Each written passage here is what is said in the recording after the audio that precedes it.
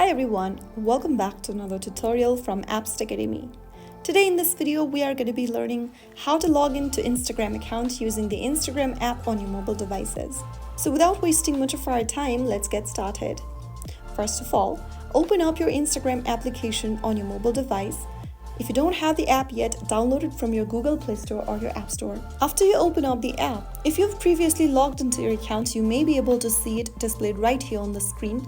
If you want to log into another account, you can tap on Use Another Profile. Now this will ask you to enter your username, email address or phone number and password for your Instagram account. Make sure to type in your credentials correct. After you do that, tap on the Login button. If you don't remember your Instagram account's password, tap on Forgotten Password and reset your password.